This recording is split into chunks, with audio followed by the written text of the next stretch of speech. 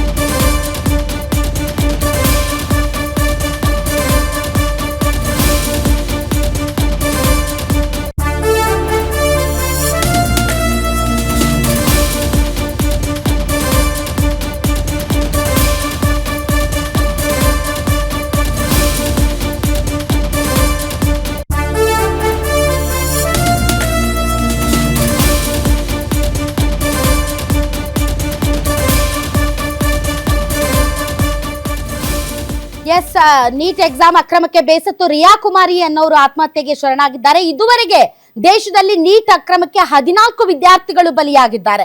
ಹೀಗಾಗಿ ವಿದ್ಯಾರ್ಥಿಗಳ ಹಿತದೃಷ್ಟಿಯಿಂದ ಟೆಲಿಗ್ರಾಮ್ ಬ್ಯಾನ್ ಮಾಡಲಾಗಿದೆ. ಟೆಲಿಗ್ರಾಮ್ನಲ್ಲಿ ಹಲವು ಸಂಘಟಿತ ಚಾನೆಲ್ಗಳು ಸಕ್ರಿಯವಾಗಿವೆ.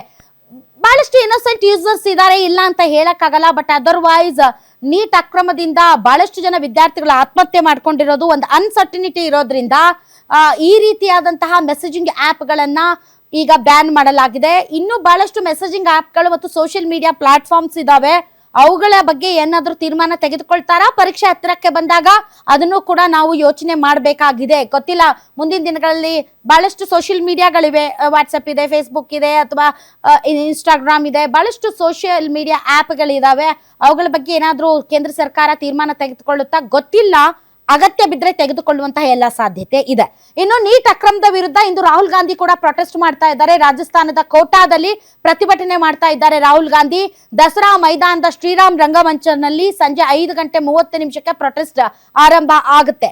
ಎಕ್ಸಾಮ್ಗೆ ಕೆಲವೇ ದಿನಗಳಿರುವ ಹೊತ್ತಲ್ಲಿ ಈ ಪ್ರತಿಭಟನೆ ಹಿನ್ನೆಲೆಯಲ್ಲಿ ವಿದ್ಯಾರ್ಥಿಗಳ ನೀಟ್ ಅಧ್ಯಯನಕ್ಕೆ ಗಮನ ಹರಿಸಲು ಬಿಡಬೇಕು. ಇಂಥ ಹೊತ್ತಲ್ಲಿ ವಿಪಕ್ಷ ನಾಯಕ ರಾಹುಲ್ ಗಾಂಧಿ ಪ್ರತಿಭಟನೆಗೆ ಇಳಿದಿದ್ದಾರೆ. ಪ್ರತಿಭಟನೆ ಮೂಲಕ ರಾಹುಲ್ ರಾಜಕೀಯ ಡ್ರಾಮಾ ಮಾಡ್ತಿದ್ದಾರೆ. ನನಗೂ ಹಾಗೆ ಅನ್ಸುತ್ತೆ. ಯಾಕೆಂದ್ರೆ ಮೊದಲೇ ನೀಟ್ ವಿದ್ಯಾರ್ಥಿಗಳು ಸಿಕ್ಕಾಪಟ್ಟೆ ಪ್ಯಾನಿಕ್ ಆಗಿದ್ದಾರೆ. ಅವರು ರೀ ಎಕ್ಸಾಮ್ ಅನ್ನೋದು ಅವರಿಗೆ ದೊಡ್ಡ ತಲೆನೋವು. ಅಂಥದ್ರಲ್ಲಿ ಪರವಾಗಿಲ್ಲ, ಇನ್ನೇನ್ ಮಾಡೋದು, ನಮ್ಮ ಭವಿಷ್ಯಕ್ಕೋಸ್ಕರ ನಾವು ಈ ಒಂದು ಮೆಟ್ಟಿಲನ್ನು ಕೂಡ ಹತ್ತಿ ಪಾಸ್ ಮಾಡಬೇಕು ಅಂತ ರೆಡಿ ಆಗ್ತಾ ಇರುವಂತಹ ಸಂದರ್ಭದಲ್ಲಿ ವಿರೋಧ ಪಕ್ಷಗಳು ಭಾವನಾತ್ಮಕವಾಗಿ ಮತ್ತು ಈ ವಿದ್ಯಾರ್ಥಿಗಳ ಒಂದು ಬಲವನ್ನ ಹೆಚ್ಚಿಸಬೇಕೆ ಹೊರತು ಪ್ರೊಟೆಸ್ಟ್ ಮಾಡೋದ್ರ ಮೂಲಕ ಮತ್ತೆ ಏನೋ ಆಗ್ತಾ ಇದೆ ಅನ್ನುವಂತ ಮೆಸೇಜ್ ಅನ್ನ ವಿದ್ಯಾರ್ಥಿಗಳಿಗೆ ಕೊಡೋದು ಇಟ್ಸ್ ನಾಟ್ ಫೇರ್. ಯಾಕೆ ಅಂತಾರೆ, ವಿದ್ಯಾರ್ಥಿಗಳ ನೈತಿಕ ಬಲ ಕುಸಿಯುತ್ತೆ. ಇಂತಹ ಸಂದರ್ಭದಲ್ಲಿ ಜೂನ್ 21ಕ್ಕೆ ಎಕ್ಸಾಮ್ ಇದೆ, ನಾವು ಇವತ್ತು ಪ್ರೊಟೆಸ್ಟ್ ಮಾಡ್ತೀವಿ ಅಂತಂದ್ರೆ ಇದನ್ನ ಒಂದ್ ರೀತಿ ಟ್ರೈನ್ ಹೋದ್ಮೇಲೆ ಟಿಕೆಟ್ ತಗೊಳ್ತಾರೆ ಅಂತಾರಲ್ಲ, ಆ ರೀತಿ. ಈಗ ನೀಟ್ ಅಕ್ರಮ ಆಗಿ ಬಹಳ ದಿನ ಆಯ್ತು. ಅದನ್ನ ಸುಧಾರಿಸ್ಕೊಳ್ಳೋದಕ್ಕೆ ಸುಧಾರಣಾ ಕ್ರಮಗಳನ್ನ ಕೇಂದ್ರ ಸರ್ಕಾರ ತೆಗೆದುಕೊಳ್ತಾ ಇದ್ದಾರೆ. ಇದು ವಿದ್ಯಾರ್ಥಿಗಳ ಭವಿಷ್ಯದ ಪ್ರಶ್ನೆ ಆಗಿರೋದ್ರಿಂದ ಅವರ ಎಮೋಷನ್ಸ್ ಜೊತೆಗೆ ಆಡ್ಕೊಳ್ಳೋದು ಒಳ್ಳೆಯ ಲಕ್ಷಣ ಅಲ್ಲ. ಹೀಗಾಗಿ ಪ್ರತಿಪಕ್ಷದ ನಾಯಕರಾದಂಥ ರಾಹುಲ್ ಗಾಂಧಿ ಅವರು ಈ ಪ್ರೊಟೆಸ್ಟ್ ಅನ್ನ ಇವತ್ತು ಮಾಡುವುದು ಇದು ಒಂದು ಒಳ್ಳೆಯ ನಡೆ ಅಲ್ಲ. ಇದು ವಿದ್ಯಾರ್ಥಿಗಳ ಹಿತದೃಷ್ಟಿಯಿಂದ ಇದು ಒಂದು ಕೆಟ್ಟ ನಡೆ. ಯಾಕೆ ಅಂತಂದ್ರೆ ಈ ಟೈಮಲ್ಲಿ ವಿದ್ಯಾರ್ಥಿಗಳಿಗೆ ಎಕ್ಸಾಮ್ ಪ್ರಿಪೇರ್ ಆಗ್ತಾ ಇರ್ತಾರೆ.